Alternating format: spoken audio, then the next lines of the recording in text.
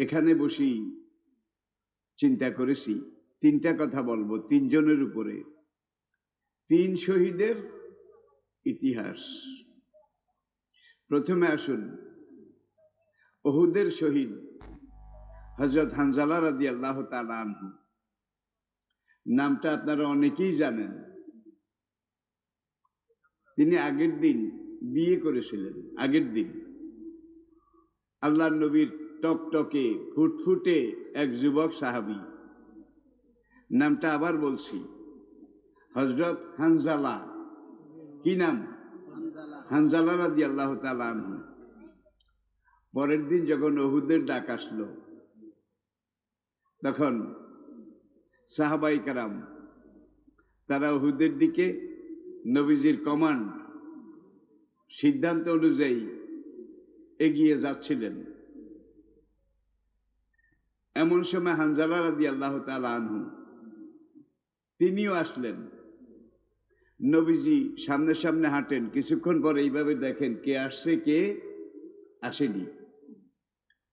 এইভাবে তাকিয়ে দেখেন যে হানজালা নবীর দুই কাতার পেছনে। নবী হানজালাকে ডাকলেন, সবাই বলেন রাদিয়াল্লাহু তাআলা আনহু। ছোট্ট দুইটা কথা বললেন, ইয়া হানজালা লে নফসিকা আলাইকা হাক্কুন ওয়া লি যাওজাতিকা আলাইকা হাক্কুন। হানজালা, গতকালকে আমি তো তোমার বিয়ে পড়াইছি, নতুন বউ ঘরে এনেছ। আজকে তোমার নতুন বউ ঘরে এসেছে, তোমার আজকের জীবনের প্রথম বাসর ঘর। জীবনের সবচেয়ে দামি সময় যেটা, হানিমুন, মধুচন্দ্রিমা। হানজালা রাদিয়াল্লাহু তাআলা আনহু বললেন, না, আমি উহুদে যাবই যাব। নবীজি বললেন, হ্যাঁ যেও। লে নফসিকা আলাইকা হাক্কুন ওয়া লি যাওজাতিকা আলাইকা হাক্কুন। তোমার নিজের একটা হক তোমার উপরে আছে, তোমার বিবির একটা হক তোমার উপরে আছে। তোমার আজকে উহুদে যাওয়ার অনুমতি নেই, বাড়িতে ফিরে যাও। জীবনের প্রথম রাত, প্রথম রজনী, প্রথম মধুচন্দ্রিমা, প্রথম হানিমুন স্ত্রীর সাথে কাটাও। আল্লাহ বাঁচিয়ে রাখলে আগামীকাল তুমি এসো, বউর হক আদায় করে আসো।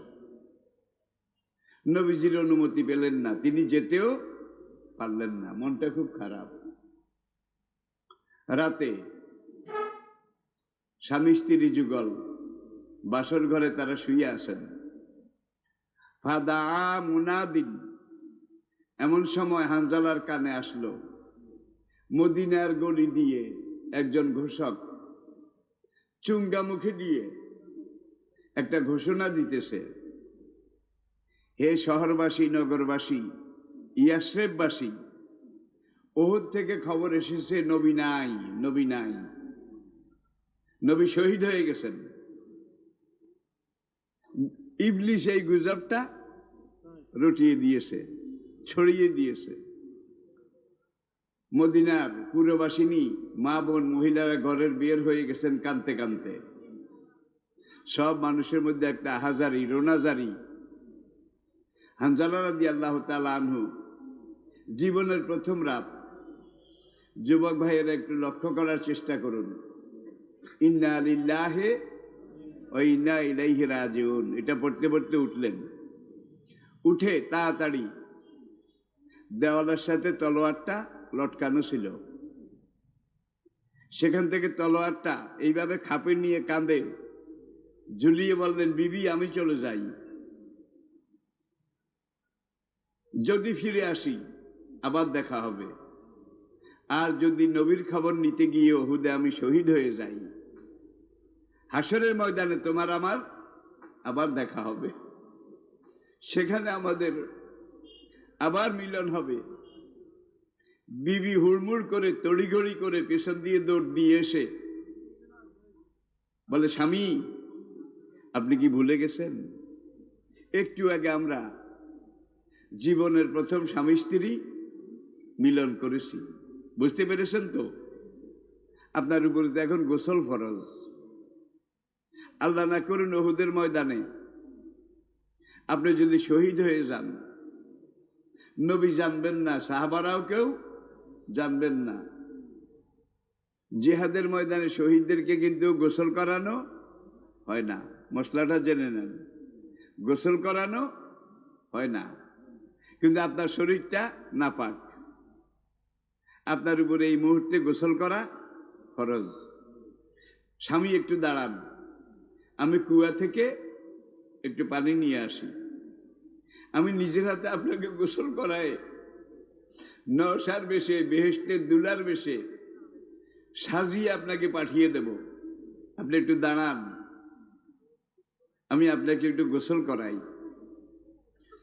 হানজালা বললেন, বিবি রাখো তোমার গোসল, যে আওয়াজ কানে এসেছে নবী নাই, নবী নাই, এই কথা যদি সত্য হয়ে থাকে তাহলে কি ইসলাম বিদায় হয়ে গেছে?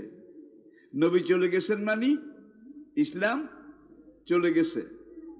ইসলামই যদি না থাকে, তোমার গোসলের মশলা নিয়ে টানাটানি করে কোনো লাভ নাই, দরকারও নাই।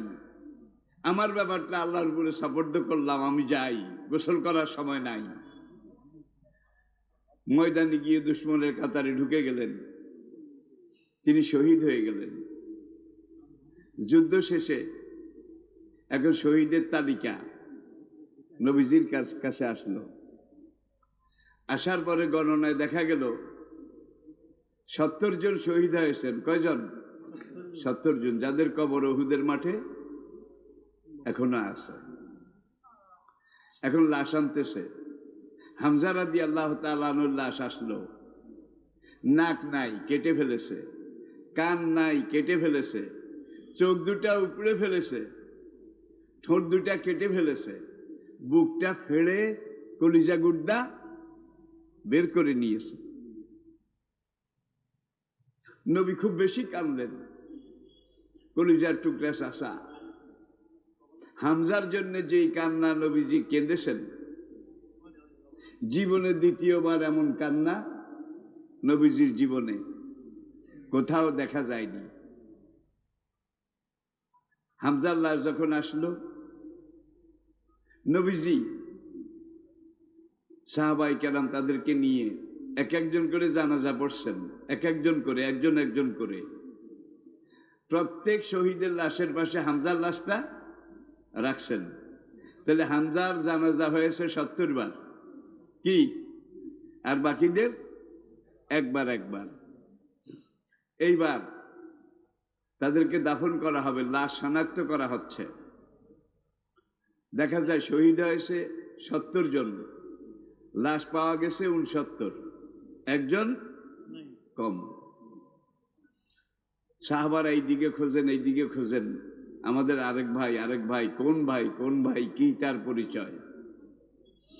এমন সময় দেখা গেল রাতের প্রায় শেষ, মদিনার দিক থেকে, শহরের দিক থেকে, উহুদটা কিন্তু শহরের কাছে, একজন পুরবাসিনী মহিলা, পুরা শরীর তার নেকাব, বোরকা, হিজাব, মুখে মাথায় একটা হিজাব, গুনগুন করে কান্দে, দুরূদ শরীফ পাঠ করে কাঁদতে কাঁদতে, আর উহুদের মাঠের দিকে আসে। নবী কিন্তু এই সময় আহত, ক্ষত বিক্ষত। নবীজি এমন ভাবে রক্তাক্ত। এখন ওই মহিলা আসলেন, সাহাবায়ে কেরাম জিজ্ঞেস করলেন, তুমি কে, কেন এসেছ? মহিলা বললেন, আমি হানজালার বউ। আল্লাহু আকবার। আমি রাসূলের সাহাবী, হানজালার বউ। কয়, তুমি কেন এসেছ? হানজালার বউ বললেন, নবীজির সাথে আমার একটু গোপন কথা আছে। তিনি গেলেন কাঁদতে কাঁদতে। নবীজি আহত, দুইজনে ধরে আসেন নবীজিকে, আরেকজন এখানের রক্ত, এখানের রক্ত, দাঁতের রক্ত টপ টপ করে পড়ছে, এগুলো মুছতেছেন নবীজির। এক সাহাবী এসে নবীজিকে বললেন, ইয়া রাসূলুল্লাহ, ওই যে এক মহিলা আপনার সাথে নাকি কি গোপন কথা আছে, গোপন কথা। নবীজি বললেন, মহিলার পরিচয় কি আগে জেনে আসো। সাহাবী আবার কয়েক হাত দূরে মহিলার কাছে গেলেন, গিয়ে বললেন, তোমার পরিচয় কি? নবী জানতে চেয়েছেন।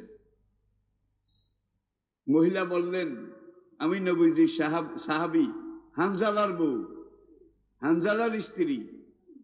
আমাকে দুইজনে ধরাধরি করে ওই পাথরটার উপরে বসাও, 40 কদম দূরে। নবীজিকে নিয়ে সেখানে বসানো হলো। হানজালার বউ সামনে এসে বললেন, ইয়া রাসূল আল্লাহ, আমার স্বামীর ইয়ে ঘটনা, ঘর থেকে বেরিয়ে আসার আগে আমার সাথে সে স্বামী স্ত্রী মেলামেশা করেছে, তার উপরে জানাবাতের গোসল ফরজ ছিল। যখন মদিনার গলিতে আওয়াজ শোনা গেল, নবী নাই, নবী নাই, আমার স্বামী ইন্না লিল্লাহ পড়তে পড়তে তলোয়ারটা নিয়ে যখন বেরিয়ে আসলো, আমি অনেক চেষ্টা করেছি নিজের হাতে তাকে একটু গোসল করাবো, তার শরীরটা নাপাক, কিন্তু সে আমাকে সময় দেয়নি। ওগো আল্লাহর নবী, আপনাকে বলতে এসেছি, আমার স্বামী হানজালা যদি শহীদ হয়ে থাকে, তাকে গোসল না করাইয়া দাফন করবেন না। এইবার নবী সাহাবায়ে কেরাম তাদেরকে বললেন, হানজালার লাশ খোঁজো, হানজালার লাশ খোঁজো। খোঁজ আর খোঁজ, পুরা উহুদের ময়দান কান্নাকাটি, আহাজারি, রোনাজারি। আল্লাহর নবীও কাঁদছেন হানজালার জন্য। এই কান্নাকাটি অবস্থায় নবীজি উপরের দিকে তাকালেন, তাকিয়ে আবার চেহারা মোবারক নামালেন। নবীজির চেহারা এবার মুস্কি মুস্কি হাসি, জান্নাতি হাসি, বেহেশতের সুরভি। কিলা ইয়া রাসূলুল্লাহ, এক সাহাবী আরজ করলেন, হুজুর একটু আগে আমরাও কেঁদেছি, আপনিও কেঁদেছেন, ভাই হানজালার লাশ পাওয়া যাচ্ছে না। আপনি উপরের দিকে তাকালেন, আবার আমাদের দিকে চেয়ে হাসলেন, ব্যাপারটা কি? নবীজি বললেন, ইন্নী আরা মা লা তারাও না, আমি যা দেখি তোমরা তা দেখো না। হানজালার লাশ যখন পাওয়া যাচ্ছিল না, আমরা অস্থির। জিবরাইল এসে বললেন, ইয়া রাসূলুল্লাহ, আপনি উপরের দিকে তাকান। আমি উপরের দিকে তাকালাম, আল্লাহ পাক 7 আসমানের দরজা খুলে দিলেন। খুলে দেওয়ার পরে আমি দেখলাম আল্লাহ পাকের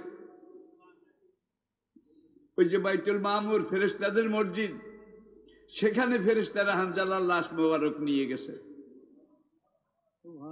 70,000 ফেরেশতা সেখানে গোসল করিয়েছে পবিত্র পানি দিয়ে, আবে কাউসারের পানি দিয়ে গোসল করিয়েছে। জিবরাইলের ইমামতিতে সেখানে হানজালার জানাজা হচ্ছে। নবী কাঁদছেন আর বলছেন, আমিও তো জানতাম না হানজালার উপরে গোসল ফরজ। হানজালার বউ এসে এই মাত্র বলে গেল, তারপরে আমি জানলাম, লাশটা খুঁজলাম, কিন্তু আমার আল্লাহ তো জানা ছিল। যখনই হানজালা শহীদ হয়ে গেছে, আল্লাহ 70,000 ফেরেশতা পাঠিয়ে হানজালা শহীদি লাশ আসমানে, 7 আসমানের উপরে নিয়ে গেছে। নিয়ে তাকে গোসল দেওয়া হয়েছে, তার জানাজা হয়েছে। এই বলতে না বলতে হামজা রাদিয়াল্লাহু তাআলা আনহুর লাশের পাশে হানজালার লাশ এটা এসে উপস্থিত হয়ে গেল। বলুন সুবহানাল্লাহ। তাহলে আপনি যদি ইসলামের জন্য জীবন দিতে পারেন, শহীদি মরণের চাইতে বড় কোনো মরণ আছে নাকি? লা তাহসাবান্নাল্লাযীনা কুতিলু ফি সাবিলিল্লাহি আমওয়াত বাল আহইয়াউ ইনদা রাব্বিহিম ইউরজাকুন। আল্লাহর রাস্তায় যারা শহীদ হয়ে গেছে তাদেরকে মৃত বলো না, বরং তারা চিরঞ্জীব। তাদেরকে জান্নাতে যাওয়ার আগেও আলমে আরওয়াহে, কবরের জগতে বেহেশতের ফল ফলাদি, বেহেশতের সুযোগ সুবিধা, এটা আল্লাহ পাক দান করতে থাকেন অ্যাডভান্স। এরপরে আসুন আরেক শহীদ।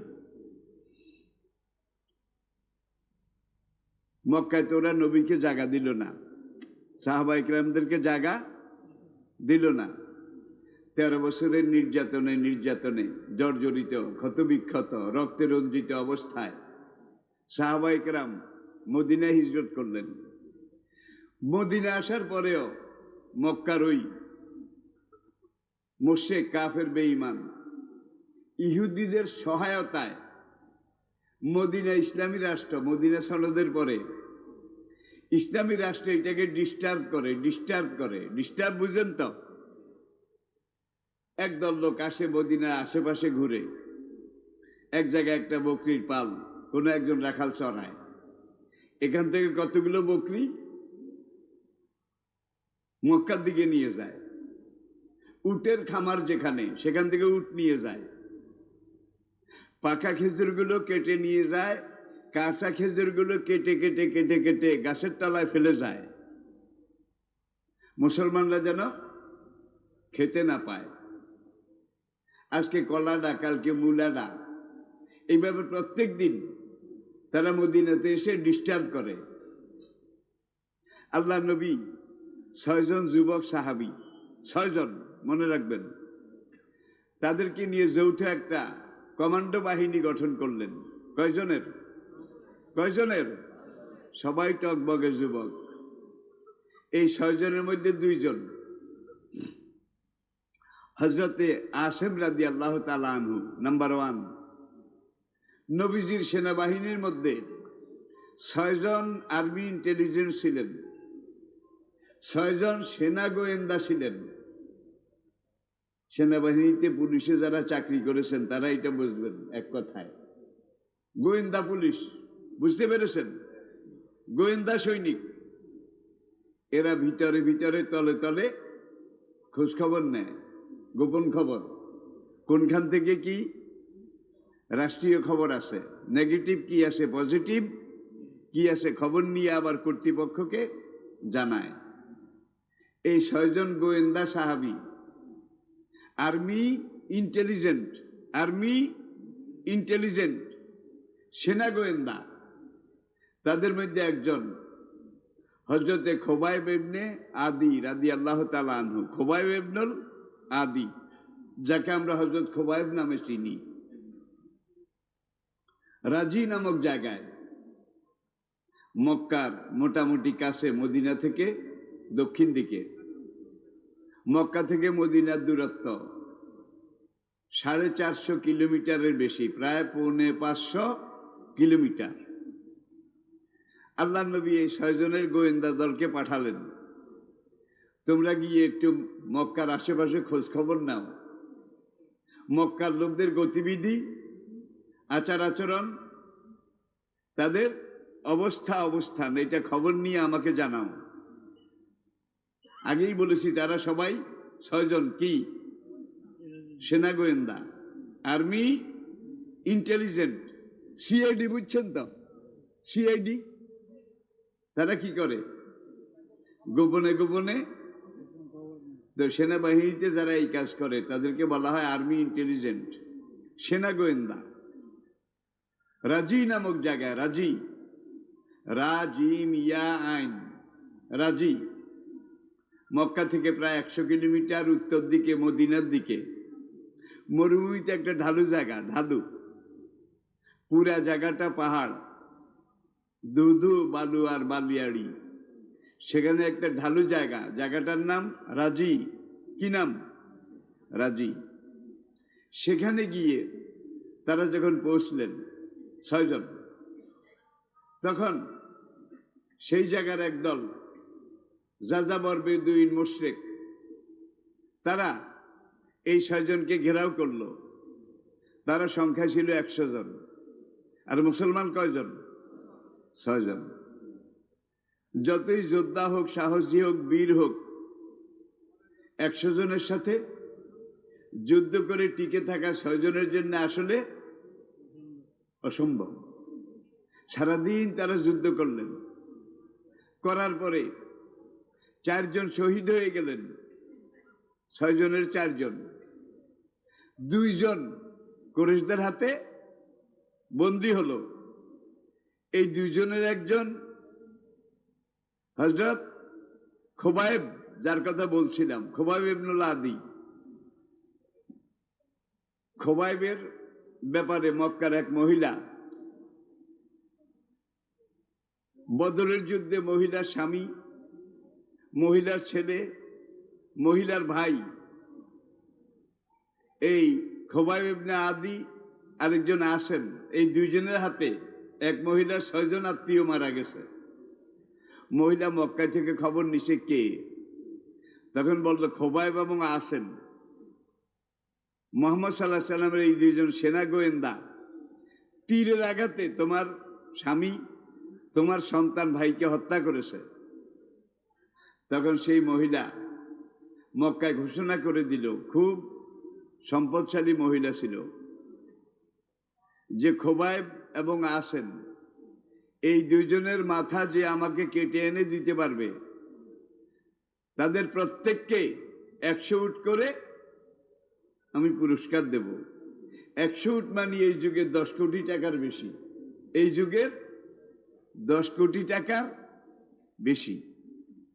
এখন ওই কবিলার লোকেরা যখন জানতে পারলো এখানে খোবাইবও আছে, আসেমও আছে, এমন ভাবে ঘেরাও করলো যে এই দুইজনকে অন্তত আজকে বন্দি করে আমরা যদি মক্কায় নিতে পারি তাহলে এক একজনে 100 উট পুরস্কার পাবো। খোবাইব রাদিয়াল্লাহু তাআলা আনহুকে বন্দি করে তারা মক্কাতে নিয়ে গেল। মক্কায় নিয়ে একটা রুমে 10 দিন আটক করে রাখলো, একটু পানিও দিল না, খাওয়ার জন্য কিচ্ছু দিল না। তখন এরকম দেওয়াল ঘেরা জেল ছিল না, মক্কার কয়েকটা বাড়ি নির্ধারিত ছিল, বাড়ি বাড়ি, এই বাড়ির কোন একটা রুমে এই আসামিকে আটকিয়ে রাখত। এটাই ছিল তখনকার দিনের জেলখানা।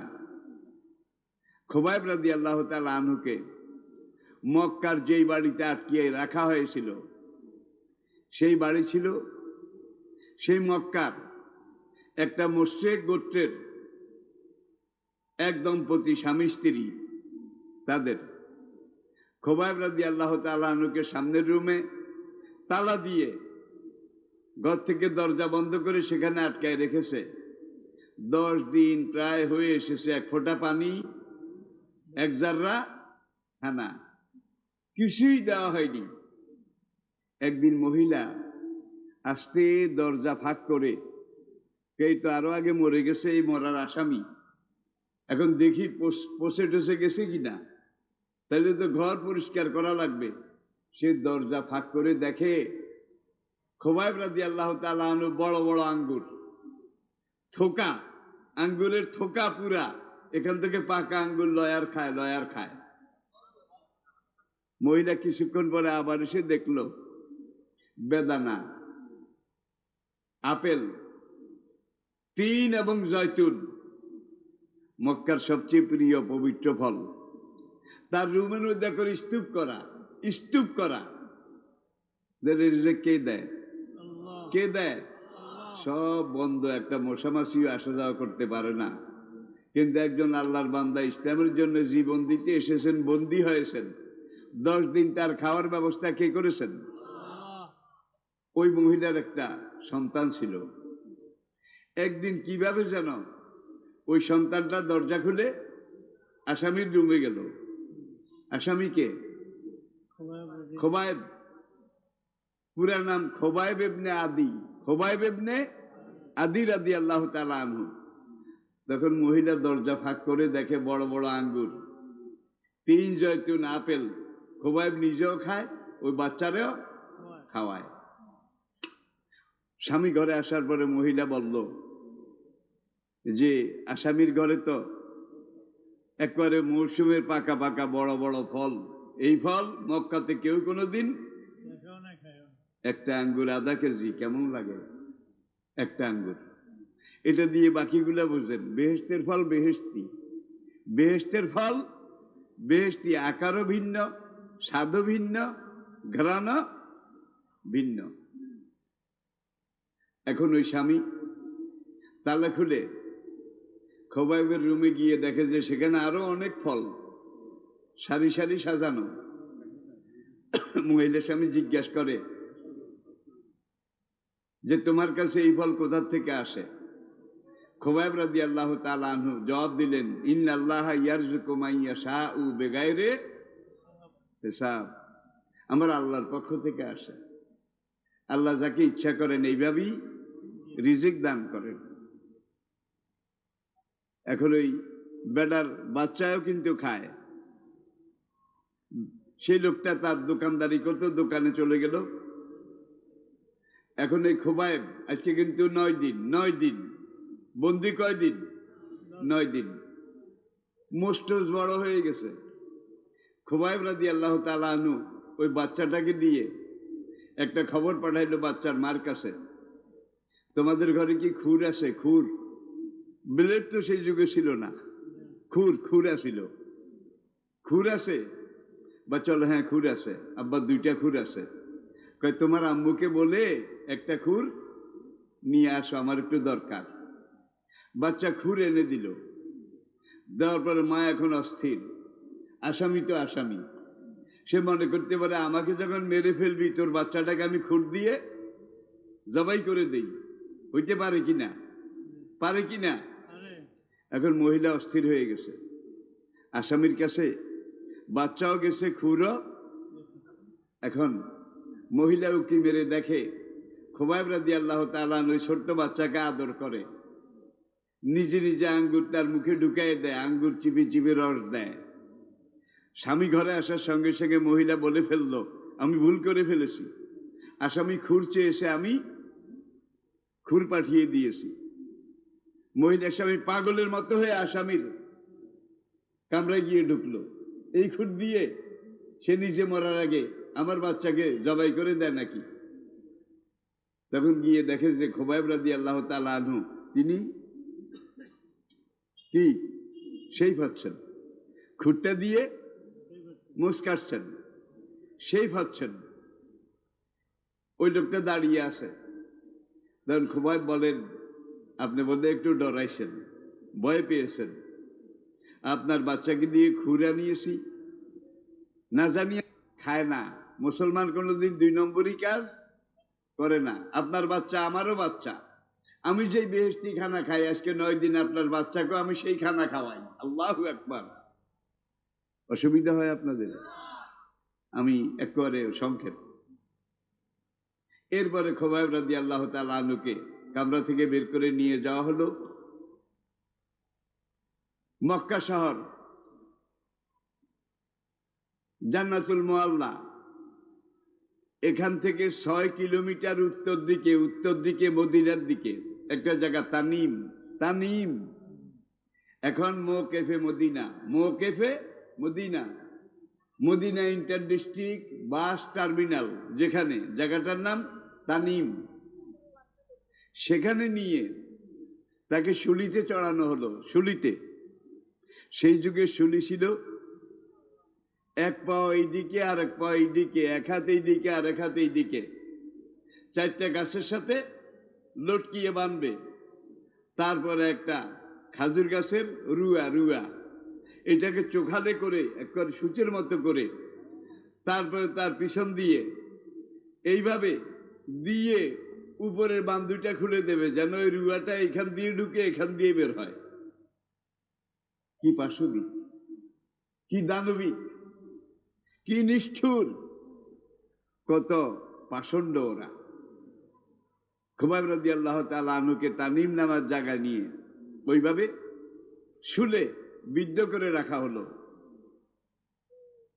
7 দিন হয়ে গেছে, মদিনায় খবর গেছে, ইয়া রাসূলুল্লাহ, আপনার সাহাবী, আপনার সঙ্গী, আপনার সেনা গোয়েন্দা, আপনার আর্মি ইন্টেলিজেন্ট খোবাইব ইবনে আদি, তার লাশটাকে মক্কার অদূরে তানিম নামক জায়গায় শুলিতে এইভাবে লটকায় রাখা হয়েছে। তার লাশ এখনো শুলিতে লটকে। নবীজি অন্য 2জন সেনা গোয়েন্দা তাদেরকে ডাকলেন, হযরতে মিকদাদ রাদিয়াল্লাহু তাআলা আনহু এবং হযরত জুবাইর রাদিয়াল্লাহু তাআলা আনহু। মনে রাখতে পারবেন? একজন মিকদাদ আর একজন জুবাইর। এই 2জন, এনারাও কিন্তু সেনা গোয়েন্দা এক্সপার্ট। এই 2জনকে বললেন, তোমাদের ভাই আমার সাহাবী খোবাইবের লাশ মক্কা থেকে 6 কিলোমিটার উত্তর দিকে মদিনার পথে আজকে 7 দিন এইভাবে শুলিতে লটকে আছে। তোমরা যদি পারো গিয়ে খোবাইবের লাশটা শুলি থেকে নামিয়ে মদিনায় নিয়ে আসো। আমি নবী নিজে জানাজা পড়ায় তার লাশটা জান্নাতুল বাকিতে দাফন করব। 2 সাহাবী চলে গেলেন। নাম কি? মিকদাদ রাদিয়াল্লাহু তাআলা আনহু, জুবায়ের রাদিয়াল্লাহু তাআলা আনহু। এই দুইজন গেলেন। দুইজনের 2টা ঘোড়া, যুদ্ধের ট্রেনিং দেওয়া ঘোড়া। এই যুগে সাজোয়া গাড়ি আর কি, সাজোয়া গাড়ি সেনাবাহিনীর। তখন এই ঘোড়াই ছিল সাজোয়া গাড়ি। তারা তামিম নামক জায়গায় গেলেন। জায়গা মতো গিয়ে দেখে যে 100 জন তীরান্দাজ, তীরান্দাজ, এই যুগের বন্দুক, রাইফেল, তখনকার কি তীর। তারা সেখানে খোবাইব রাদিয়াল্লাহু তাআলা আনহুর লাশ পাহারা দিতেছে। লাশের চারিদিকে ঘুরে আর হবর ঠাকুরের জয়, মানার ঠাকুরানির জয়, দেবীর নামে স্লোগান দেয়, দেবতার নামে স্লোগান দেয়। আর খোবাইব রাদিয়াল্লাহু তাআলা আনহুর লটকানো শহীদ লাশের দিকে পাথরের গোলা মারে, কঙ্কর মারে, ছি করে। এরা দেবতার শত্রু। 2টা খাজুর গাছের আড়ালে 2 জন লুকিয়ে থাকলেন যেন ওরা টের না পায়। কতক্ষণ নাচানাচি করে, চিল্লাচিল্লি করে, মদ খেয়ে ওরা যখন একটু মাথা গুড়গুড় করে তখন বলে, চলো লাশটা লটকে আসে, ঝুলে আসে, আমরা ওই আঙ্গুর বাগানে গিয়ে একটু আঙ্গুর টাঙ্গুর ঝর্নার পানি খেয়ে ফ্রেশ হয়ে নেই। তারা এখান থেকে একটু দূরে আঙ্গুর বাগানে গেছে জিরাইতো। সেখানে গিয়ে আঙ্গুর খাবে, পানি খাবে, ফ্রেশ হবে। আবার খোবাইব রাদিয়াল্লাহু তাআলা আনহুর লাশ, এটাকে পাহারা দেবে, এখানে নাচবে, ফুর্তি করবে। যখন মিকদাদ আর জুবায়ের রাদিয়াল্লাহু তাআলা আনহুমা দেখলেন জারুয়ারা কি রেস্টে গেছে, রেস্টে বিশ্রামে গেছে, তখন মিকদাদ রাদিয়াল্লাহু তাআলা আনহু খাজুর গাছে উঠলেন। উঠে ওই রশিটা যেটাতে লটকে, রশিটা কেটে দিলেন। কেটে দেওয়ার সঙ্গে সঙ্গে লাশটা নিচের দিকে যখন এইভাবে নামতে শুরু করলো, জুবায়ের রাদিয়াল্লাহু তাআলা আনহু লাশটাকে এইভাবে বুকের সাথে জড়িয়ে ধরলেন যেন মাটিতে পড়ে না যায়। এইবার জুবায়ের রাদিয়াল্লাহু তাআলা আনহু তিনি আগে আগে লাশটা এটা নিয়ে ঘোড়ায় চড়লেন। আর যুদ্ধের ঘোড়ার একটা ট্রেনিং আছে, তার যে লাগাম লাগানো হয় এবং যে ঘোড়ায় চড়ে তার হাতে লাগামটা ধরা থাকে। লাগাম যত জোরে টানে ঘোড়ার স্পিডটা তো, গাড়ির গিয়ার আর কি, একটু আগে বলছি না সাজোয়া গাড়ি, তখনকার ঘোড়া এমন ট্রেনিং। লাগাম যত জোরে টানে ঘোড়ার স্পিড তত। এখন এক হাতে তো শহীদি ভাইয়ের লাশ এইভাবে ধরেছে, ডাইন হাতে বুকের সাথে, বাম হাতে ঘোড়ার লাগাম টানে, কিন্তু এক হাতের টানে ঘোড়ার স্পিড গিয়ার আপ হয় না, গিয়ার আপ দৌড়ের স্পিড বাড়ে না। আরেকজন পিছিয়ে পিছিয়ে পাহারা দেয়, মিকদাদ রাদিয়াল্লাহু তাআলা আনহু। কিছু দূর যাওয়ার পরে ওরা ওই আঙ্গুরের বাগান থেকে বের হয়েছে। কারা? ওই 100 জন যারা এই লাশ পাহারা দেয়, ফুর্তি করে। কই নিয়ে গেছে, কোন দিকে? কই ওই মদিনার দিকে যায়। কয় ধর ধর। এরা পিছন দিয়ে 100 জন তাড়া করেছে। এখন এক হাত এটা ঘোড়ার লাগাম, আর এক হাতে লাশ ধরা বুকের সাথে। ঘোড়া যেইভাবে গতি বাড়ানো দরকার, গাড়ির গিয়ার বাড়ানো দরকার, টানের জোর হয় না, ঘোড়ারও গিয়ার বাড়ে না, একবারে কাছে এসে গেছে, কাছে। এখন দোনোজন ধরা পড়বে, মিকদাদ এবং জুবায়ের। তখন জুবায়ের মিকদাদের পাশে গিয়ে বলে, ভাই এখন কি করবা? শহীদ লাশ, তাকে মদিনা নিতে গিয়ে, বাঁচাইতে গিয়ে আমরা 2 জন জীবিত, নবীর সেনাবাহিনী, আমরাও তো শহীদ হয়ে যাব, কি করা? তখন মিকদাদ রাদিয়াল্লাহু তাআলা আনহু বললেন, ওয়ালা তুলকু বিআইদিকুম ইলা তাহলুকাতে, একজন মুমিনকে সব সময় বাঁচার চেষ্টা করতে হবে। ইচ্ছা করে দুশমনের হাতে ধরা দেওয়া হারাম, কুফরি, হারাম, কুফরি। শহীদ হলে হয়ে যাব, কিন্তু সারেন্ডার করব না। এখন এই শহীদি ভাইকে বাঁচাইতে গিয়ে আমরা দুজন জীবিত ভাই ধরা পড়ে যাব। আমাদের ক্ষতি যা হবে, ইসলামের ক্ষতি তার চেয়ে 1000 গুণ। আরো সেনা গোয়েন্দা, আর্মি ইন্টেলিজেন্ট দাম আছে না নাই তখনকার এই যুদ্ধ বিগ্রহের সময়। এখন জুবাইর রাদিয়াল্লাহু তাআলা আনহু বললেন, হাসবুনাল্লাহু ওয়া নি'মাল ওয়াকিল, নি'মাল মাওলা ওয়া নি'মান নাসির। আর পিছজন পড়লেন, আল্লাহু খায়রুন হাফিজাও ওয়া হুয়া আরহামার রাহিমিন। এই দুইজনে দুইটা আয়াত পড়ে শহীদি লাশকে এইভাবে ফেলে দিলেন, এইভাবে ফেলে দিলেন, দিয়ে ঘোড়ার গিয়ার টান দিলেন। তারা মদিনার দিকে চলে গেলেন, লাশটা এখানে পড়ে গেল। পিছন থেকে কাফেররা দেখলো এই ফেলে গেছে, ধর ধর, এই যে লাশ ল। এখন তারা গিয়ে খোঁজে, মাটিতে ফাটারও কোনো দাগ নাই, মরুভূমির বালু সরারও কোনো দাগ নাই। এই মাত্র দেখলাম লাশ এখানে পড়ছে, গেল কোথায়?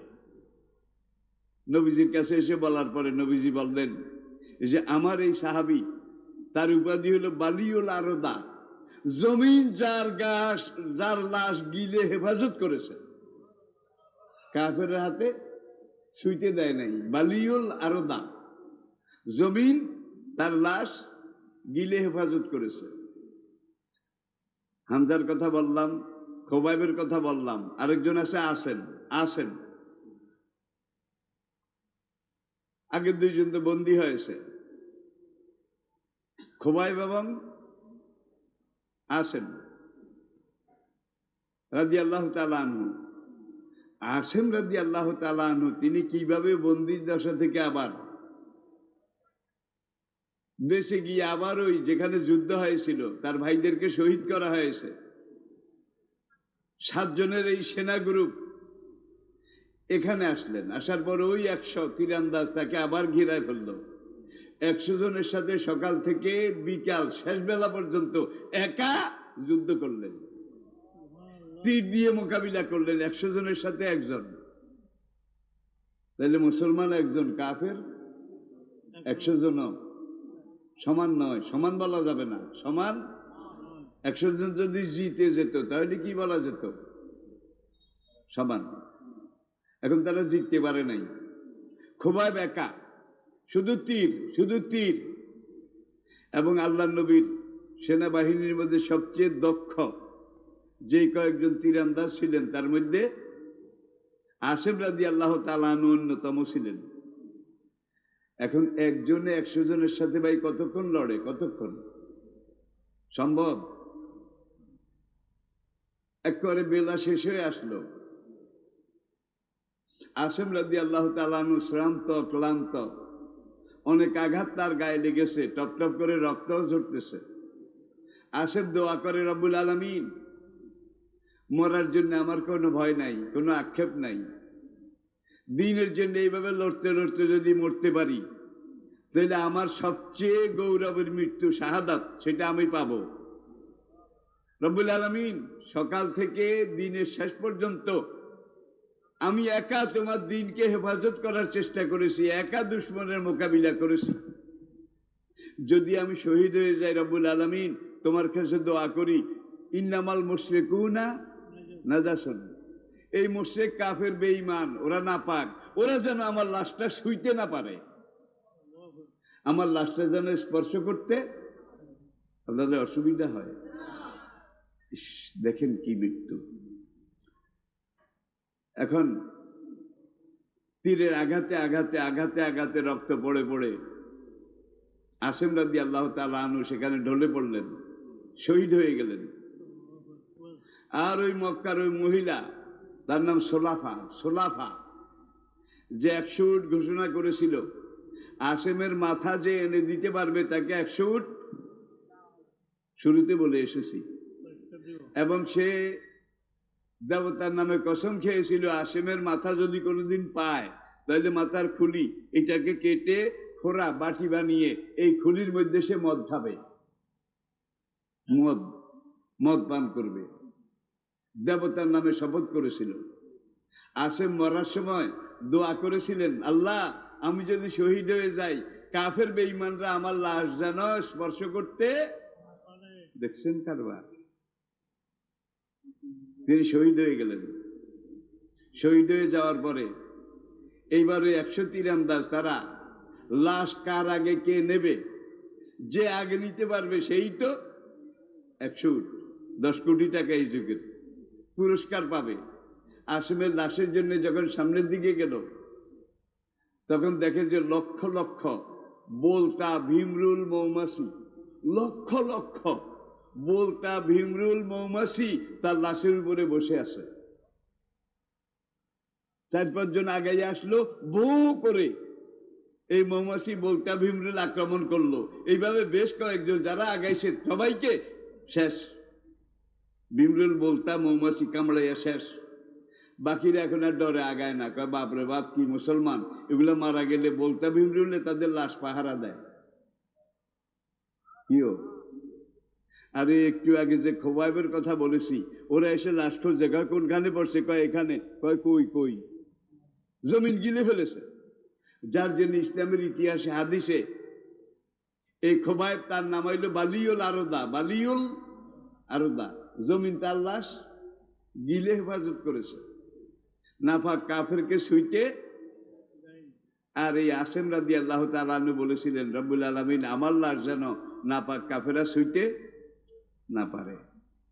আল্লাহ বলতা ভীমরুল মৌমাছি পাঠিয়ে দিয়েছে।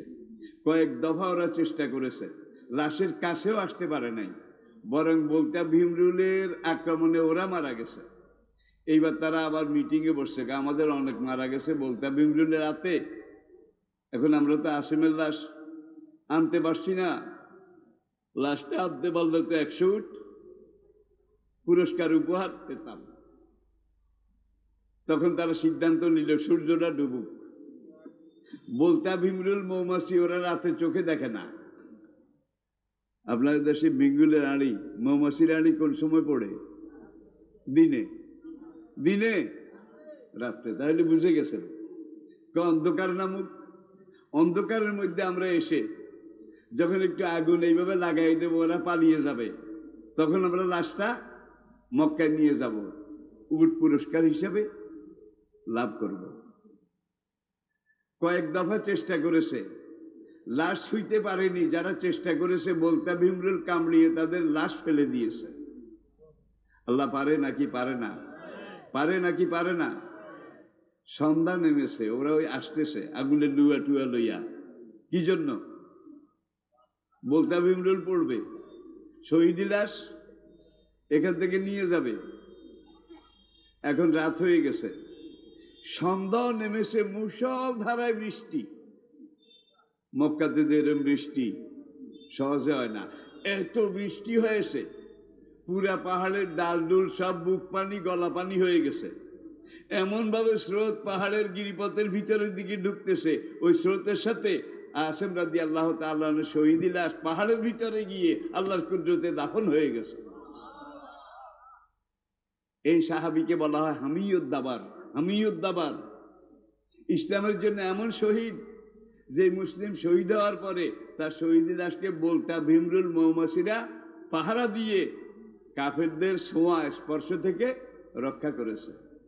তাহলে ইসলামের জন্য আমরা রাজি আছি জীবন দিতে, সোহাইবের মতো, খোবাইবের মতো, হানজালার মতো। কইতে তো আর পয়সা লাগে না, কই হালাই, পরে যা হওয়ার হবে।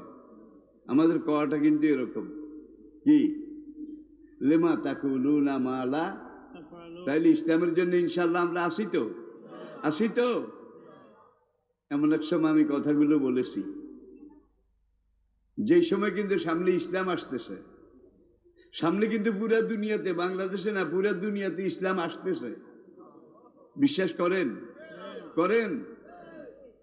ছেঁড়া খাতায় শুইয়া লাখ টাকার স্বপ্ন, ছেঁড়া খাতায় শুইয়া লাখ টাকার স্বপ্ন টিটকারি দেয় আমাদের দুশ্মনরা। ভাই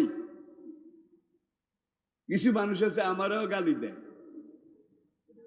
এই সমাজে। নবী মক্কাতে কি দোষ করেছিলেন বলেন? নবীকে বোধহয় গালি দেয় নাই, জোরে কন। কেউ কেউ বলেছে সাহেরন, জাদুকর, কেউ বলেছে কাজেবন, মিথ্যুক, কেউ বলেছে কাজ্জাবন, ইসমে ফাইল মোবালাগা, মিথ্যুক দি গ্রেট, মিথ্যুক দি গ্রেট। আবার কেউ বলেছে রাজুলুম বিহি জুন্নাতুন, মোহাম্মদের তাস ছিঁড়ে গেছে, মোহাম্মদের মাথার তাস ছিঁড়ে গেছে।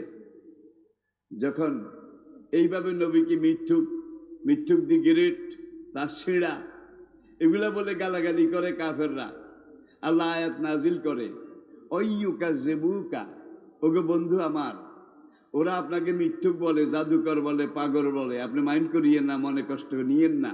ফাকাত কুযযিবাত রুসুলুম মিন কাবলিক, আপনার আগে যত নবী সবাইকে পাগল বলেছে, মিথ্যুক বলেছে, জাদুকর বলেছে।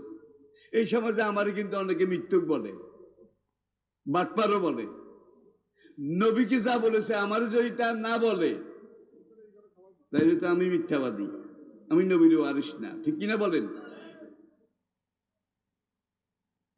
মক্কার এক নোয়াখালীর ভাষাকে হাড়ে জারুয়া, আমার নিজের এলাকা তো এই জন্য কিছু কথ্য ভাষা বলি। জারুয়া আর একটা হাড়ে জারুয়া, সে আল্লাহ নবীকে মাথা খারাপ, পাগল, হেড অফিসে গন্ডগোল, আপার চেম্বার খারাপ, তাস ছিঁড়া, এগুলো সব কিন্তু টিটকারির কথা, ঠিক কিনা বলেন? তাস ছিঁড়া, আপার চেম্বার খারাপ, হেড অফিসে গন্ডগোল। নবীর মনে একটু কষ্ট, দেই দিনের দাওয়াত, বলি দিনের কথা, আর আমারে এত এত পাগল, মাজনুন, তাস ছিঁড়া এগুলা বলে। আল্লাহ আয়াত নাজিল করলে আইয়ুকা জেবুকা, হে নবী ওরা আপনাকে মিথ্যুক বলে, মনে কষ্ট নিয়েন না। ফাকাত কুযযিবাত রুসুলুম মিন কাবলিক, আপনার আগে যত নবী যত যুগে পাঠিয়েছি সব নবীকে মিথ্যুক বলেছে। আর মিথ্যুক বলার মতো আবু জাহেল সেই যুগে ছিল, এই যুগে নাই, জোরে বলেন। মিথ্যুক বলার মতো আবু লাহাব, তা আমারে মিথ্যুক বললে আমার ডিভিশন বাড়বে, তুই আবু লাহাব আরো নিচে, আরো নিচে, আরো নিচে, আল্লাহ তোকে চিরকালের জন্য শেষ করে দেবে। এটা বাস্তব, মরণ তো আমার হবে। তোদের ধমকেরও আমি ডরাই না, তোদের গালিকে বোধহয় আমি জমা খরচ দেই নাকি? পরশু এক মাহফিল কক্সবাজারে, বুড়া হুজুরে এত কড়া কড়া কথা কার ডর নাইনি। আগে কারে ডরাইতাম, ডরাইলে ডর, না ডরাইলে, যে সময় যৌবন ছিল এই সময় ডরানোর কথা ছিল, এখন তো বিশাল মেয়াদাম নিয়ে শেষ, কোন সময় চলে যাই। যদি তোরা আমারে মারস তাহলে হামজার সাথে একত্রে একই বেহেশতে যাব, নবীর সাথে যাব। আমি বোধহয় বুঝাইতে পেরেছি। তাহলে শহীদের তামান্না, শহীদ হওয়ার জজবা, আশা প্রত্যেক মুসলমানের জন্য থাকা ফরজ। রাজি আছেন? মরবো তো মরবো, আর শহীদ হইলে বোধহয় আগে মরে যাবেন, হায়াত থাকতে মরবেন। শহীদ হইল এজা যা আজাদুহুম, ও শহীদ হইল সেইটা বিছনা কোথায় কোথায় হাঁকতে হাঁকতে মরলেও সেইটা, এটা বাস্তব, এটা এক বিন্দু নড়চড় হবে না। কিভাবে? যেইভাবে যার মরণ সেইভাবে সে মরবে। তবে শহীদ হব, আল্লাহ শহীদ হিসাবে কবুল করো, শহীদ হিসাবে কবুল করো। আল্লাহ বলে আমি আল্লাহ চাইলে তোরে শহীদ হিসাবে কবুল করতে পারবো, বিছানায়ও যদি মরস। সুতরাং ভাই এমনি তো আসি নানান চাপে, এর এলাকার কিছু আবু জাহেলের চাপে আসি, আবু লাহাবের চাপে আসি। আর এই আবু জাহাল আবু লাহাব ওই দিকের চেয়ে এই দিকে বেশি, খোলাখালি কথা, চিনিও না জানিও না। লুতুমালার মতো জারুয়া, এই দেশে আরুগা নাই কি? এরকম কথা আছে না নাই? নবীরে এগুলা কয় না, আমারও যদি ন কয় তাহলে তো আমি নবীর ওয়ারিসে না। সুতরাং আরো বেশি আরো বেশি গালি করো, আমার কেউ মৃত্যুক কয়, কেউ কেউ বুড়ো হয়ে গেছে, আরো হাগল হয়েছে। আরে আমি পাগল হয়েছি না কি হয়েছি আমি বুঝি, যা যিনি বোঝা দরকার তিনি বোঝে, তুই আবু জেহেল বল আর কে? এদের ভিতরে আবু জাহেলের রক্ত আছে, আবু লাহাবের রক্ত আছে, কাফের বেঈমানের রক্ত আছে। মুনাফিকের আলামত তিনটা। কয়টা? ইজা হাদ্দাসা কাযাবা, কথা বললে মিথ্যা বলবে। ওয়াইজা ওয়াদা আখলাফা, ওয়াদা করলে খেলাফ করবে। ওয়াইজা তুমেনা খানা, তার কাছে কিছু রাখলে মেরে দেবে, খেয়ানত করবে। অফির আওয়ায়ত আবু হুরায়রা রাদিয়াল্লাহু তাআলা আনহু ওয়াইজা খাসামা হাজারা, কারণ যদি মতের অমিল হয় তাহলে কাঁসাবর কয়। ওয়াইজা খাসামা হাজারা, তার মনের মিল না হইলে কাঁসাবর কয়। ফাকানা মুনাফিকান খালেসান, এরা হইল একবারে 1 নম্বর খালেস মুনাফিক। এদের মুনাফিকিতে কোনো ভেজাল। সূরা তওবাতে আল্লাহ পাক বলেছেন, ইন্নাল মুনাফিকিনা ফি দারকিল আসফালে মিনান নার। হাসরের দিন আবু জাহেল, আবু লাহাব, উতবা, ওলীদ, রবিয়া, সায়বা, মাগিরা, এইসব নম্বরই কাফের জাহান্নামের যেখানে যাবে। মুসলমান নামধারী এসব মোনা আল্লাহ কোরআনে ওই হিসাবে নাজিল করে কিয়ামত পর্যন্ত ভাইরাল করে দিছে। এমন জারুয়া আসিল মক্কাতে প্রথম যুদ্ধ বদরের যুদ্ধে মক্কার সব কাফের গেছে, সব কাফের। আবু জাহেল, উতবা, ওলীদ, রবিয়া, মগিরা, সায়বা, উমাইয়া, নম্বরি কাফের সব গেছে। এই আবু লাহাব হারামজাদা যায় নাই। গেলে আবার মরি টরি নাকি? বদরে গেলে আবার মরি টরি নাকি?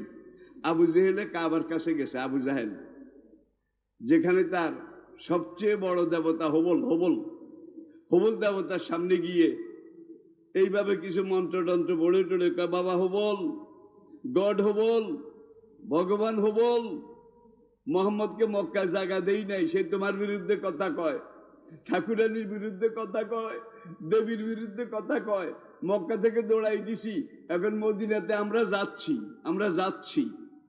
মা হবল, বাবা মানাব, যদি মোহাম্মদের দিন সত্য হয়ে থাকে তাহলে আমরা একটা কাফেরও যেন মক্কায় ফিরে না আসি। আল্লাহকে হারামজাদা, তোর দোয়া কোনোদিন কবুল করি নাই, আজকেরটা 16 আনা কবুল করলাম। বুঝেছেন বোধহয়? সবগুলো আল্লাহর খাতায়। আবু জাহেল, উতবা, ওলীদ, রবিয়া, মগিরা, সায়বা, উমাইয়া, নম্বরি সবগুলা বদরের যুদ্ধে আল্লাহর খাতা জমা হয়ে গেছে। আবু লাহাব হারামজাদা যায় নাই। তাইলে তাদের ধর্মে এটা মুনাফিক, সে মুনাফিক, তাদের ধর্মে মুনাফিক আর কি? গেলে মরি টরি নাকি? আমাদের এরকম বলে নাই। জোরে কর, কড়া কথা বলে ধরে টরে নাকি, মারে টারে নাকি, আসে না নাই? এখন আবু জাহেলের দোয়া আল্লাহ কবুল করছে। গাজা তোদের একজনকেও ফিরে আনবো না, কাবার মালিক তোর ঠাকুর না, কাবার মালিক আমি। আর আবু জাহেল কয়, ইয়া রাব্বা বাইতুল আতিক, হে বাইতুল্লাহ পবিত্র ঘরের রব, ইনকানা হাজাল কোরআন হক্কন, মোহাম্মদ আর কোরআন যদি হক হয়ে থাকে, আমরা একটা কাফের যেন আজকে ফিরে না আসি বদর থেকে। আল্লাহ তোর দোয়া কোনোদিন কবুল করি নাই, আজকে কবুল করলাম, যা বদরের দিকে যা। আবু লাহাব কিন্তু যায় নাই। পাশের এক বেদুইনের কাছে এসে 500 দিরহাম পাওনা ছিল, 500 দিরহাম ঋণ আর কি, পাওনা ছিল। এখন সে ওই বদ্দুর বাড়িতে গেল, যাই কয়, আমার একটু ডর লাগে, বদরে গেলে মরি টরি নাকি, তুই এক কাম কর, তোর কাছে তো আমি 500 রিয়াল পাবো, তুই আমার বদলে বদরে যাইয়া মোহাম্মদের বিরুদ্ধে যুদ্ধ কর, তাইলে ওই 500 রিয়াল আমাকে দেওয়া লাগবে না, বদলি হজ আর কি, বদলি হজ, এই 500 রিয়াল আমাকে দেওয়া লাগবে না, তুই যা। সে যায় নাই।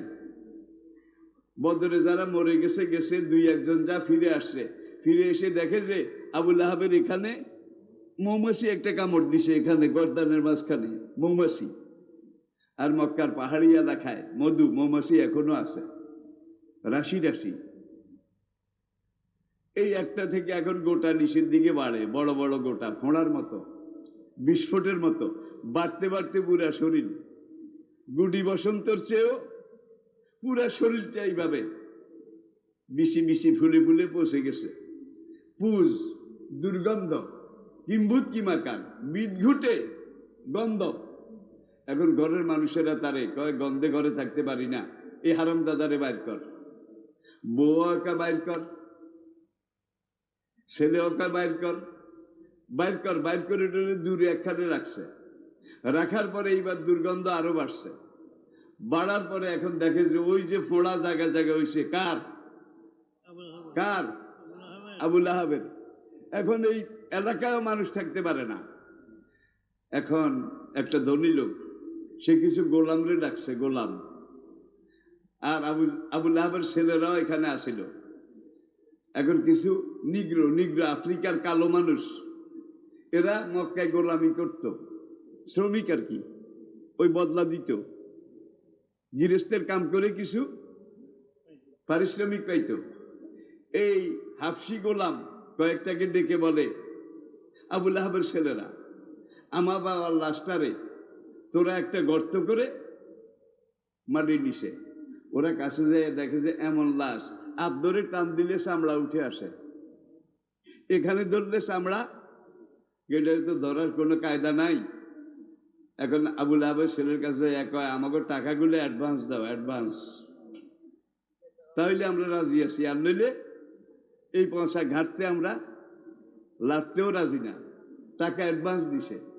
দেওয়ার পরে ওরা খাজুর গাছের রুয়া চিনেন তো, আদল, সুয়ারি গাছেরটা চিনেন, আর সুয়ারি গাছ, নাইল গাছ ছিলেন, খাজুর গাছ দিয়েই যত তাবু, যত ঘর, মসজিদে নববী পর্যন্ত প্রথম এই খাজুর গাছের রুয়া, আদল, খাজুর পাতার সানি, এটা দিয়ে তৈরি করা হয়েছে। ইতিহাস দেখুন। এখন এরা বাগাগোজ দিছে, ওই নিগ্রো গোলামেরা বাগাগোজ দি, এখন ওই রুয়া দি গুতায়, ওই খাদ করছে ওখানে, গুতায় নেয়। ইতিহাসে লেখে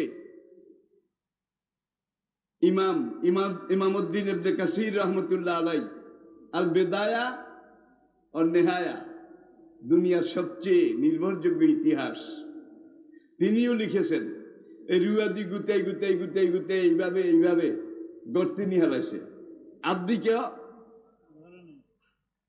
হেতে গেছে এইভাবে, বুড়ি রয়েছে উম্মে জামিলা, উম্মে আবুল আহাবের বউ, বেড়া বেড়ি দুনুগা ছিল হারামি। আল্লাহ কয় সায়াসলা নারান যাতা লাহাবেউ আমরাতু। আবু জাহাল গেছে পৌঁছে, নিগ্রোরা গুতাই লাগছেই, খাদ্য হালাই মারি দিছে, আর নবীর পথে কাটা দিতে, নবীরে গালি দিত আবুল আহাবের বউ উম্মে জামিল। সূরা লাহাবে তাব্বাত ইয়াদা, আল্লাহ কারে কেছে ও আমরাতুহু, আবু জাহেল নি। এবার বুঝছেন নি কি? আবুল আহাবের স্ত্রী হাম্মালাতাল হাতাব, স্বামী তো বসে বসে মরে গেছে, ছেলেরা এখন সেটেলড হয়ে গেছে, মা বুড়ির কেউ খবর নেয় না। এখন পাহাড়ে যায়, গিয়ে ওই দারুয়া, কান্ডা কুন্ডা, বাবলা গাছ, এগুলা কেটে টেটে খাজুর পাতার রশি দিয়ে বাঁধি বুড়িয়ে মাথাত করি মক্কার বাজারে নেয়, নিয়ে এগুলা বিক্রি করি, সামান্য কিছু ওই ময়দা, এই খানা টানা কিনে আর কি। একদিন এইভাবে দারুয়ার হোজা মাথাত লই, ওই আবুল আহাবের বউ যখন মক্কার দিকে আসে, পাহাড়ের পথ তো বড় বেটক করিয়া পথ, খুব কষ্টের, পাথর একটার উপরে পাও দিয়েছে, দিশেবার পাথর এটা সরে গেছে, ধড়াপ করে পড়েছে, মাথায় তো লাকড়ির বোঝা। এখন নিচে পড়ার সঙ্গে সঙ্গে পড়ার সময় একটা পাথরে বাড়ি খেয়ে খাজুর পাতার রশিটা ছিঁড়ে গেছে, ছিঁড়ে গিয়ে রশির এক মাথা হারামজাদির গলার মধ্যে পেঁচাইছে। কার? হাম্মালাতাল হাতাব ফি জিদিহা, তার গর্দানের মধ্যে খাজুর পাতার রশি, এমন ভাবে উষ্টা খাই সে পড়েছে।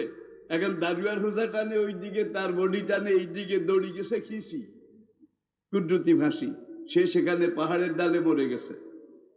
ফি জিদিহা হাবলুম মিন মাসাদ। আল্লাহ পারে নাকি পারে না? বেটা যেইভাবে গেছে নবীর সাথে শত্রুতা করে, বেডিও এইভাবে গেছে। তাহলে কিয়ামত পর্যন্ত এই আবুল আহাবের বংশধর আসে না নাই? আবু জাহেলের বংশ আসে না নাই? নবীর বংশ আছে, হাসান হোসেন আবু বকরের বংশ আছে। আমরা কোন দলের? নবীর বংশের, আবু বকরের বংশের, ওমর ওসমানের বংশের, ঠিক কিনা বলেন? তাই না? আবু জাহেলের বংশ, আবু লাহাব, এরা আপনাদেরকে গালি দেবে, খারাপ জানবে, এটাই তো বাস্তব। আত্মায়াতের কায়দায় বসুন, 2 মিনিটে মুনাজাত শেষ।